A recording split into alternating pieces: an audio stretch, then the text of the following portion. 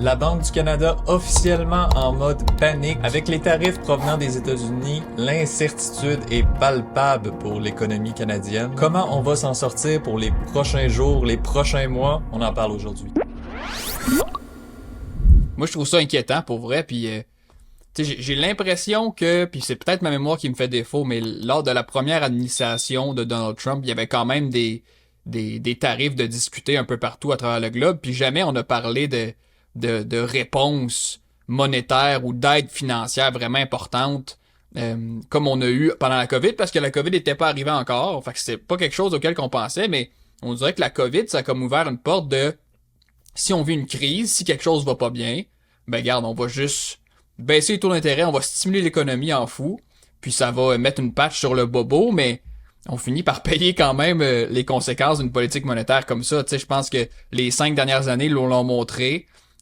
Si on y va all-in dans le stimulus économique, ben c'est le coût de la vie autour de nous qui va vraiment en payer le prix pour pas faire de jeu de mots, tu sais. Non, c'est clair.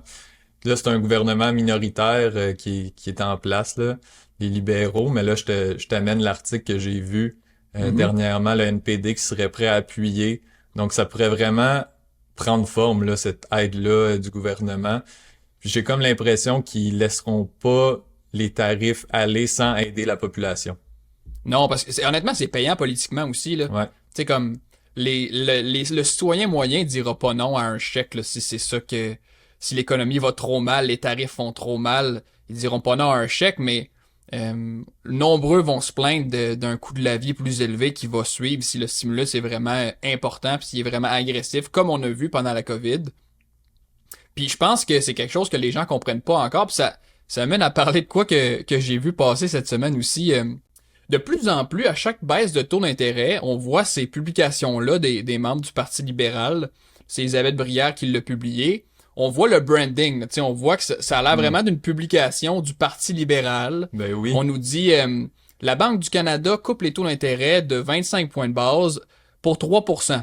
Dans son tweet, elle écrit on doit continuer nos efforts pour réduire les coûts en disant le on. Fait comme si le gouvernement était là, vraiment le responsable ou avait son mot à dire dans ce que les taux d'intérêt ont à faire. Puis ça, les gens qui ne savent pas que la Banque du Canada est vraiment une entité différente voient ça passer dans leur feed d'actualité puis ils se disent attends une minute là, fait que c'est tout mélangé cette affaire-là, tu sais, c'est comme le gouvernement décide de tout ça, c'est eux qui contrôlent ça. Moi je trouve ça inquiétant parce que si le flou entre la Banque du Canada puis le gouvernement, il commence à se dessiner, puis on commence à voir ça comme étant la même chose, puis une influence qui peut se permettre, mais on est en train de dire que les billets de banque qu'on a dans notre portefeuille, ben il y a vraiment une influence directe de politiciens qui veulent juste se faire élire, tu sais. C'est ça. C'est censé être séparé quand tu y penses. Ça me fait penser un peu à Trump en ce moment qui met de la pression aux États-Unis pour faire baisser les taux d'intérêt de leur part. Fait on dirait qu'il y a comme on dirait qu'il semble avoir un genre d'influence là politique sur les banques centrales, puis ça devrait pas avoir lieu selon moi. Tu sais, ça devrait être complètement, la monnaie devrait être juste complètement à part des politiques des différents gouvernements. Voilà, puis tu sais, un autre tweet de Justin Trudeau qui a suivi l'annonce des taux d'intérêt. We'll keep working to bring costs down. Parce on va travailler pour réduire les coûts. En parlant probablement du logement, tu sais, c'est ce qu'il a dit. Pour beaucoup de gens, c'est un soulagement pour ceux qui veulent acheter leur première maison. Mais pour vrai, au fur et à mesure que le taux d'intérêt va descendre, comme on discutait tantôt, ça sera pas plus facile nécessairement parce qu'il y a plus en plus de gens qui le savent, là, qui veulent accéder à la propriété. Puis une baisse de taux va juste permettre ça à plus de monde. Puis s'il y a pas plus d'offres sur le marché, ben le prix d'une maison ben va devenir de plus en plus hors d'atteinte pour le commun des mortels. C'est ça. Non, puis ça va recrinquer l'inflation.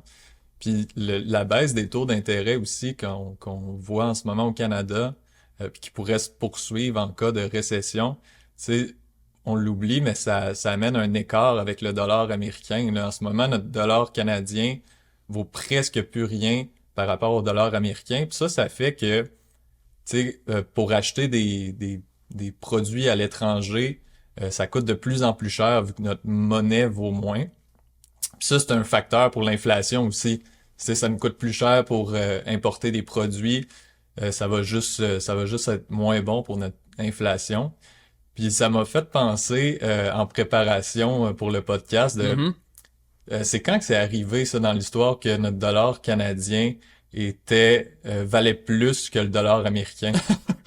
Ça date de très longtemps. Il y a eu plusieurs moments dans l'histoire où est-ce que le dollar canadien était au pair avec le dollar américain, ou même un petit peu plus.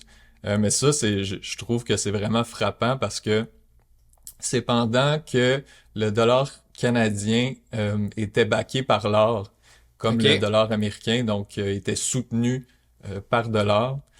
Puis il y a eu une guerre civile aux États-Unis. Tu pouvais plus échanger tes billets de dollars américains contre de l'or. Ça fait que c'est 1 dollar canadien, tu peux l'échanger pour 2,78 $ américains. Ça, Ah c'était ouais. en 1864. Tabarouette. Fait que c'est quand même fou quand tu vois ça que quand une monnaie est backée par de l'or qui est rare, ben ça te protège en tant que pays quand il y a des incertitudes là justement comme une guerre civile dans le temps aux États-Unis. Ouais. Puis tu sais, si ça peut euh, wrapper ce segment-là un peu de l'épisode d'aujourd'hui, euh, qu'on pense à vouloir stimuler l'économie à cause de tarifs qui pourraient arriver ou d'un ralentissement économique, ça semble être la norme aujourd'hui, mais d'en faire un stimuli de type COVID-19, moi je trouve ça vraiment inquiétant de voir ça parce qu'on a vu les conséquences que ça a économiquement au Canada, puis on semble même pas questionner le fait qu'on pourrait aggraver la situation plus que l'améliorer. Tu sais, mettre une patch sur le bobo qu'on est en train de vivre pour une crise, ben on fait juste kicker la canne en avant, puis le Ouais. problème, on va l'avoir plus tard. Fait que tu sais, j'invite vraiment les gens à la maison de se questionner 2 minutes, de se dire, attends, là, quand on les a pris, là, les chèques de PCU, là, parce qu'on trouvait ça donc attirant à recevoir un chèque en étant assis à la maison, ben, on l'a fini par les payer par un environnement qui nous coûte plus cher. On Mhm. l'a juste payé plus tard dans le temps. Puis on s'apprête possiblement à faire la même chose en ce moment. Fait que je pense qu'on doit plus avoir une conversation autour de comment éviter une guerre commerciale à l'avenir, quelles solutions qu'on peut apporter durablement, quels changements qu'on peut apporter durablement pour que ça arrive moins ou qu'on mitige ça mieux, au lieu de dire à chaque crise, à chaque fois que ça va pas bien, parce qu'il y en aura des moments que ça va pas bien aller dans l'histoire, là. Fait qu'on aura toujours ce réflexe-là de se dire stimulons et ruinons d'une manière l'économie canadienne. Donc, je pense que questionnons-nous un peu plus sur le positif que ça pourrait amener, mettons. J'aime ça. J'aime ça, Belge. Puis, tu sais, on parle de banque centrale. Tu sais, je pense qu'il y a un problème en ce moment avec tu sais, ça va plus loin que juste des tarifs. C'est vraiment un problème de système dans lequel on vit, un problème de monnaie. Mhm. Euh, Puis j'aimerais ça qu'on parle d'une banque centrale belge en Tchéquie. Il y a une grosse nouvelle qui est arrivée cette Ouais. semaine. Je sais pas si tu as vu ça aller. J'ai vu ça passer, Sam. Une banque centrale européenne, la banque centrale tchèque, voudrait acheter des milliards en Bitcoin et que ça représente 5% de leurs actifs. Donc, c'est une grosse nouvelle qui fait pas le tour du monde nécessairement, mais de se dire qu'on a une personne d'une banque centrale qui voudrait faire ça, Ben tandis oui. que Bitcoin est carrément cette idée-là qu'il n'y aura plus de banque centrale. Tu sais. Ouais, Le but de Bitcoin, exact. c'est qu'il n'y ait personne qui gère la monnaie, mais là qu'une banque centrale veut en acheter, dans quel monde on vit, ça? Ben c'est parce qu'il voit les avantages d'avoir des réserves de Bitcoin dans le fond. Il pense à sa monnaie dans tout ça, tu sais. Ouais. Tu sais, qu'est-ce que tu peux faire comme banque centrale pour protéger ta monnaie? Ben, tu fais un peu ce que ce monsieur-là veut faire en Tchéquie. C'est, c'est d'acheter du Bitcoin puis de permettre à ta monnaie d'avoir une bonne valeur. Puis tu le vois, tu sais, on a eu des exemples avec El Salvador. Quand un des premiers pays à adopter cet actif-là qui est le Bitcoin, ben plus t'es tôt à l'adopter, plus tu vas avoir des bons résultats dans l'avenir. Puis là, on le voit avec la Tchéquie qui serait dans les premiers également. Fait que, tu sais, que tu sois le premier pays, les premières entreprises à adopter cette classe d'actifs-là, ou juste les premières personnes, les premiers citoyens, ben, tu pars avec une longueur d'avance, clairement. Ouais. Bitcoin récompense les personnes qui l'adoptent le plus tôt. Puis je peux déjà entendre les sceptiques, Sam, marmonner des commentaires. Puis ça me rappelle ce tweet-là que j'ai vu qui passe quand même régulièrement là, sur X. Là, il va peut-être passer à chaque année. Mais comme quoi, en 2010, on disait de Bitcoin que personne n'utilisait, fait que ça avait aucune valeur. 2012, c'est juste les nerds qui utilisent ça. En 2013, c'est juste les criminels qui utilisent ça, les dealers de drogue. 2017, on dit que c'est ceux qui parient, c'est des gamblers, y a personne de sérieux qui fait ça. 2020, MicroStrategy, compagnie publique, décide d'en mettre dans leurs réserves. C'est juste des petites compagnies qui ont ça, pas des compagnies qui ont vraiment un impact.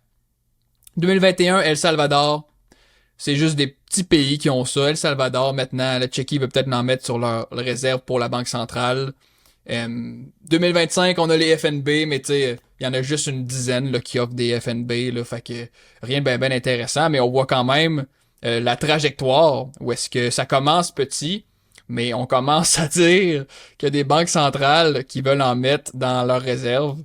Moi, j'aurais pas pensé que ça aurait évolué autant rapidement, puis ça force les gens à avoir une réflexion un peu plus sur ce que c'est Bitcoin, tu sais. Ouais. Parce que ça englobe plein de choses, mais ça force les gens à questionner la monnaie un peu plus puis de s'y intéresser parce que pour la très grande majorité des gens, c'est encore quelque chose d'anodin qui a pas vraiment d'avenir, ou ça a peut-être de l'avenir, mais on sait pas trop pourquoi, ça a un impact, on le sait pas trop, tu sais. Exact. Non, tu sais, c'est jusqu'à où qu'on va se rendre pour que les gens commencent à comprendre ça, puis c'est là qu'on a un rôle à jouer là-dedans. Écoute, si on peut informer les gens avec ce qu'on fait, je pense qu'on est sur la bonne voie.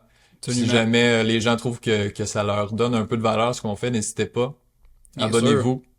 Sam, je vais conclure avec quelque chose de vraiment cool, ok? Ouais, vas-y. En ce moment, là, on commence à voir, comme on le disait, des banques centrales qui s'y intéressent, des compagnies qui s'y intéressent, de plus en plus de gens s'y intéressent. Fait que si vous possédez 0.01 Bitcoin, ok, qui est pas très dur à acquérir, vous êtes... Il y a 60 compagnies dans le monde qui ont plus de Bitcoin que vous, mais vous êtes quand même plus riche en Bitcoin qu'eux autres. Fait qu'à voir la trajectoire que ça prend, si un jour on peut dire qu'il va y avoir 100 compagnies, il va en avoir 200, des milliers de compagnies qui vont en avoir. Mais juste aujourd'hui, avec 0.01 Bitcoin, vous êtes déjà en avance que d'énormément de compagnies dans le monde et d'énormément de pays dans le monde aussi.